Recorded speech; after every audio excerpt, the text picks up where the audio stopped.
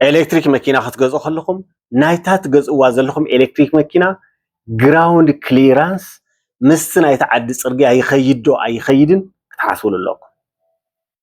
ሰላም ክቡራት ተኸታተልቲ ፍኖተ ቴክ ኣብዚ ቪድዮ እዚ ኤሌክትሪክ መኪና ክትገዝኡ ከለኹም ክትሓስቡለን ዝግባእ ሰለስተ መሰረታዊ ነገራት ክነግረኩም እየ። ኣብዚ ቻነል ሓደሽ እንድሕር ኮይንኩም ሰብስክራይብ ግበሩ። እዚ ቪድዮ ከዓ ብዙሓት ሰባት ክመሃርሉ ሸር ግበርዎ።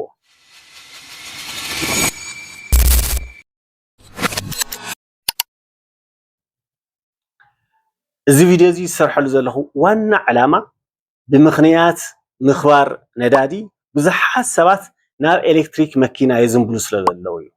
እቲ ናይ ኤሌክትሪክ መኪና ቢዝነስ ከዓ ኣብ ዓድና ገና ኣይተለመደን።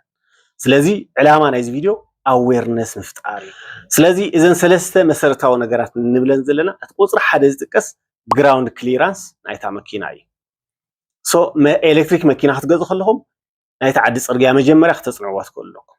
ኣብ ትግራይ እንድሕር ትጥቀሙላ እታ መኪና ናይ ትግራይ ናይ ፅርግያ ኩነታት እንታይ ይመስል እንተይልና ዝተበሳስዑ ኣስፋልትታት ክነግኒ ኢና፣ ዝተበሳስዑ ጠጠር መንገድታት ክንረክብ ኢና፣ ኮብልስተን ክንረክብ ኢና፣ ረግረግ ክንረክብ ኢና፣ ዝተፀፍፀፉ ወይ ከውሑ ዝመስሉ ፍጥነት መቐነሲ ተባሂሎም ኣብ መንጎ ከተማታት ኣብ ኣስፋልት ተሰርሑ ፍጥነት መቐነሲ እውን ክንረክብ ኢና።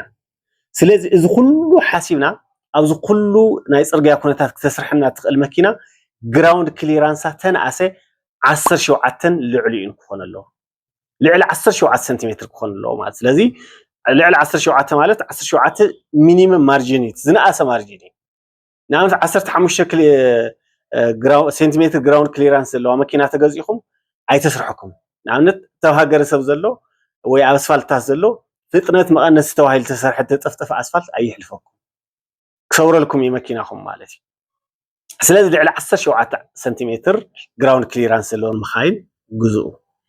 ግራውንድ ክሊራንስ ክነግሩና ከለዉ ተምሸጥቲ ባይ ዘ ወይ እንታይ እዮም ዝነግሩና ከይተፃዓና እንዳሃለዋ ዘለዎ ግራውንድ ክሊራንስ እዩ። ምስ ተፃዓናት ግራውንድ ክሊራንሰን ይወርድ እዩ ንታሕቲ። ንኣብነት 17 ነይራ ናብ 15 ትወርድ ትኽእል እያ። ስለዚ ከይተፃዓና እዩ ዝንገረና። ስለዚ እሱ ሓሲብና እውን ክንገዝእ ኣለና። 20 ተንገብሮ 20 ልዕሊኡ እንተዝኸውን ከዓ ኣዝዩ ዝሓሸ ይኸውን። 20 ማለት እዚኣ ማለት ክንዲዚኣ ትኸውን ዝተበስዐት ኣስፋልት ትሪኦም ትፈልጡ።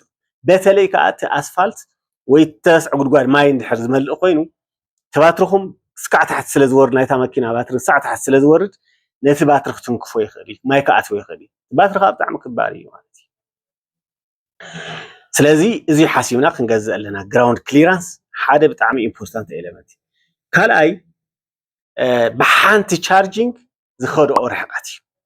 ሓንቲ ግዜ ቻርጅ ጌርናዮ ክንደይ ኪሎ ሜትር ይኸዳ?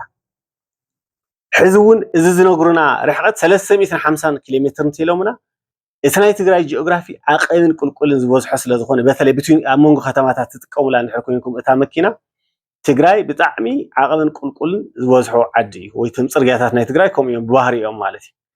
ስለዚ 350 ኪሎ ሜትር እያ ትኸይድ እንተኢሎምኩም ኣብ ሜዳ ማለት እዩ። ኣብ ሜዳ ብኦፕቲማል ፍጥነት እንታይ ትገብሩ ካብ 15 እስካብ 25% ክቕንስ ይኽእል እዩ ካብቲ ዝነገርኩም። ካብ 15 እስካብ 25% ኣብ ባይታ ክቕንስ ይኽእል እዩ። ስለዚ እታ ትገዝእዋ መኪና 350 ኪሎ ሜትርን ልዕሊኡ እንተትኸውን ይመረፅ። ምክንያቱ ልዕሊ 350 ኪሎ ሜትር እንድሕር ትኸይድ እቲ 25% ተጉዲልኩም እውን ስቲል የዋፀኩም። ኣብ መንጎ ከተማታት ትኸዱላ ትኽእሉ ኢኹም። ኣብ ከተማ ንሰርቪስ ንራይድንግ ክተካርይዋ ትኽእሉ ኢኹም፣ ክትጥቀሙላ ትኽእሉ ኢኹም። ንቱር ኦርጋናይዜሽን ክተካርይዋ ትኽእሉ ኢኹም። ንብዙሕ ጥቕሚ ክተውዕልዋ ትኽእሉ ኢኹም ማለት እዩ። እቲ ሳልሳይ ናይ መወዳእታን ዓይነት ባትሪ እዩ። ስለዚ እትገዝእዎ ናይታ መኪና ባትሪ ወይ ከዓ እታ መኪና እቲ ባትራ ሊቲየም ባትሪ ምዃኑ ርግጠኛታት ትኾኑ ኢኹም። ሊቲየም ክኾን ኣሎ። ናይ ኤሌክትሪክ መኪና ክልተ ባትሪ እኒአውን፣ ንእሽተይን ዓብይ ባትሪ። እቲ ዓብይ ባትሪ ትራክሽን ባትሪ ይበሃል፣ ነቲ ሞተር ዘንቀሳቕሶ ነታ መኪና ዘንቀሳቕሳ እዩ። እቲ ንእሽተይ ባትሪ ከዓ ኦግዚላሪ ባትሪ ይበሃል። ብጣዕሚ ንእሽተይ እዩ። 12 ቮልት ክኾን ይኽእል፣ 48 ቮልት ክኾን ይኽእል እዩ። ዋና ስርሑ ከዓ እቶም መብራህትታት ትስኡ ዘብርሆም፣ እቶም ኣላርምታት ትስኡ ኦን ኦፍ ዝገብሮም፣ እቲ ማዕፆ መቆለ መኽፈትን መዕፀውን ንሱ እዩ። ሃዛርድ ዘብርህ ንሱ እዩ። ፍራቻ ንጥቀመሉ ንሱ እዩ። ንዲስፕሌይ ንጥቀመሉ ንሱ እዩ። ሓደ ግዜ እሱ እንድሕር እቲ ባትሪ ተተወዲኡ ጠቕሊላ እታ መኪና ደው ትብል።